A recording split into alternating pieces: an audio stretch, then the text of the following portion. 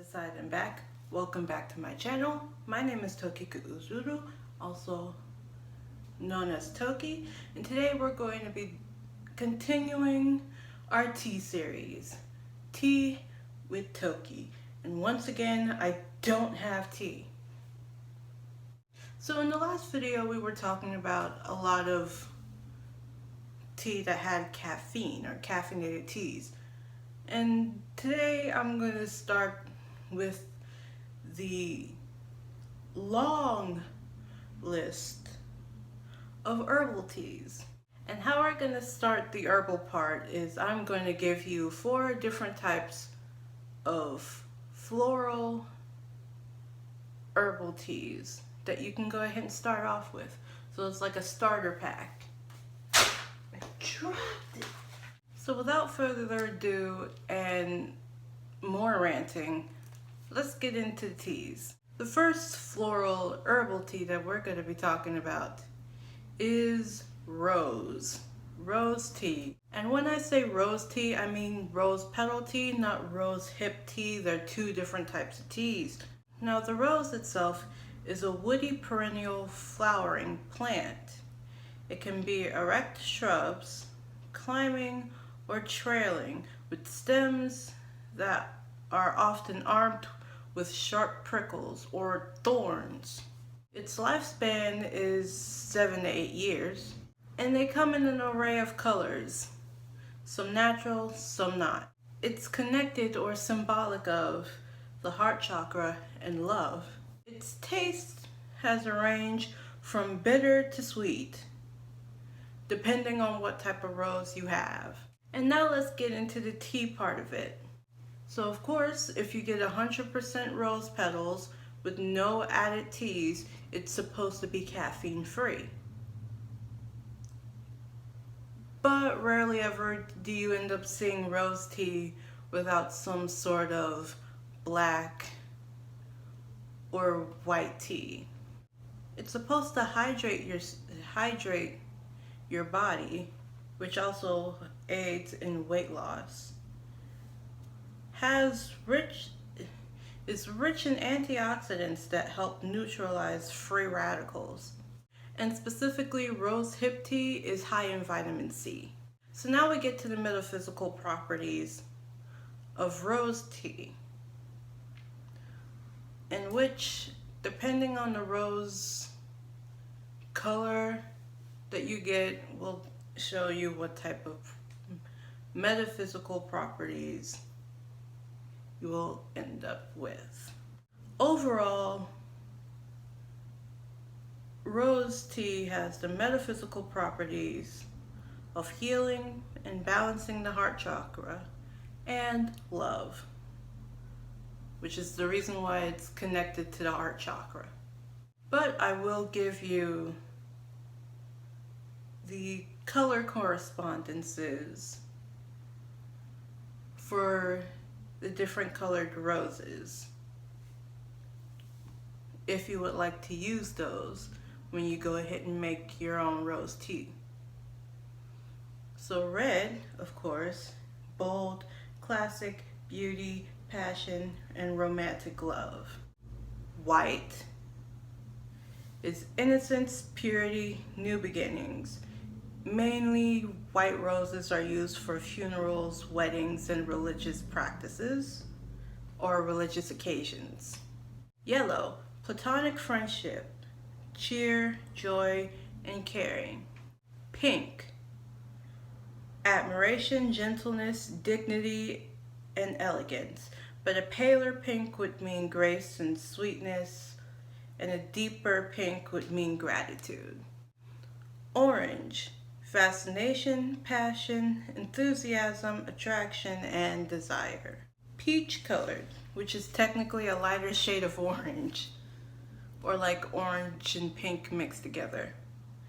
Sincerity, gratitude, closing of a deal or agreement, sympathy, and a pale peach would mean modesty. Burgundy, unconscious beauty, a very deep passion. So it's not as bold as a red, It's more of a deep and inner type thing. Purple, which usually means like psychedelic powers anyway, but means enchantment, the mystical, love at first sight for pale or lavender color, and majesty, royal adoration, and fascination for a deeper purple. Green, peace, spiritual rejuvenation, calm, and fertility. Specifically, a pale green and white would be a great bouquet to give new parents. Blue, the unattainable, the mysterious, and it's not naturally occurring. And another one that's not naturally occurring is the black rose, which signifies death, rebirth, and goodbyes. Usually the reason why they have those in funerals as well. On to chamomile tea. So chamomile are daisy-like flowers or wild weeds. They're also perennials. Normally, the tea is caffeine-free with an earthy, somewhat sweet taste. It's one of the more well-known flowers or teas that has a relaxing effect. It's associated with the gods of the sun and could help withering plants if planted nearby. And here are what I've found to be the medical benefits. I don't know why I don't do this at the beginning of my videos for this, but anytime I have to do any research on the medicinal benefits or medicinal properties of like teas and stuff, I will always link where I ended up getting my information. It's usually like 2 or 3 different sources. So I'm not a medical professional. You should go ahead and seek their advice first before trying to use these. But I do have all of the research that I did down in the description below. Now back on to the medicinal benefits of chamomile tea. It has said to improve sleep quality, protect against diarrhea, stomach ulcers, nausea, and gas because of its anti-inflammatory effects. It may help lower inflammation and reduce the risk of several different types of cancers, but needs more high quality testing for that. It may promote blood sugar controls, especially when it's consumed with a meal. It's a great source of flavone antioxidants and may play a role in improving heart health. It improves the immune system, bone and skin health, relieves anxiety and depression, but there is no significant scientific research to back up that claim. Now we're on to the short list of the metaphysical properties of chamomile tea.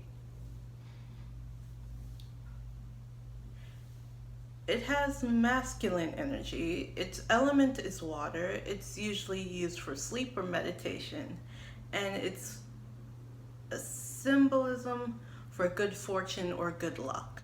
Now on to jasmine tea, which is one of my favorite types of teas. Specifically, the jasmine plant are shrubs and vines in the olive family. Yes, I'm surprised too when I ended up finding this out. They're related to olives. And they only bloom at night. Now they could be the type where the leaves would fall during certain seasons, or evergreen, which means the leaves are green all year round. Women in South and East Asia would wear them in their hair. And the tea would usually have a base of green, white, or oolong tea.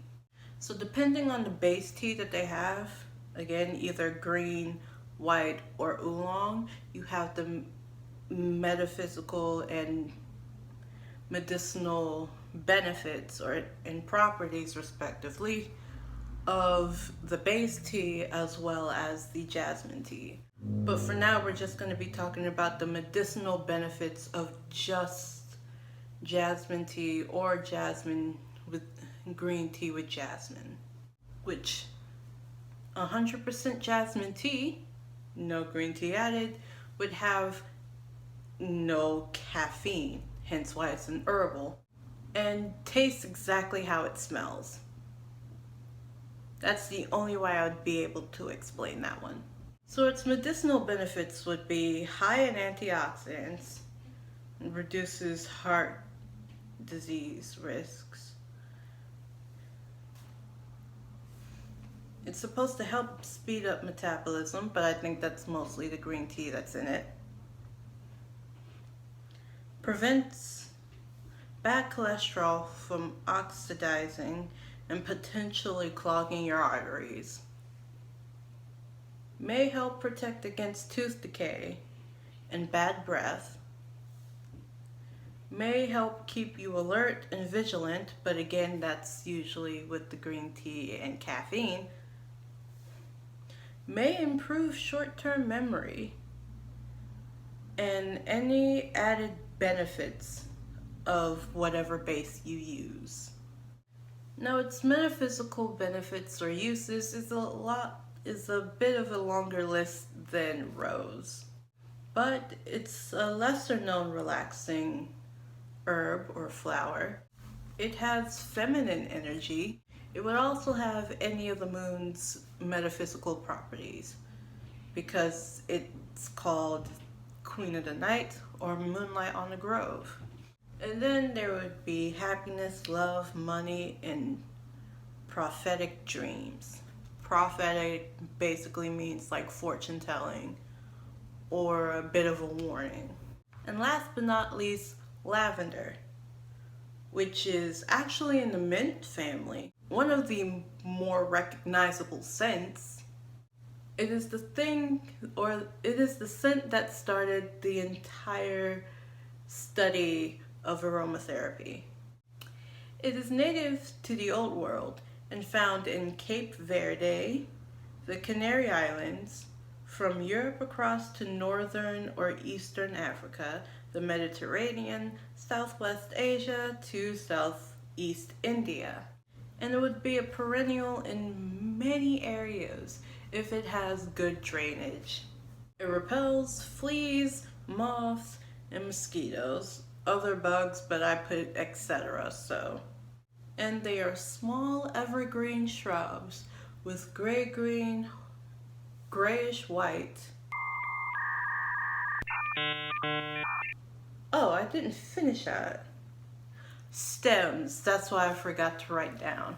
For its medicinal benefits, it's mainly used for anxiety, but because there's not enough high-quality research to allow definitive conclusions,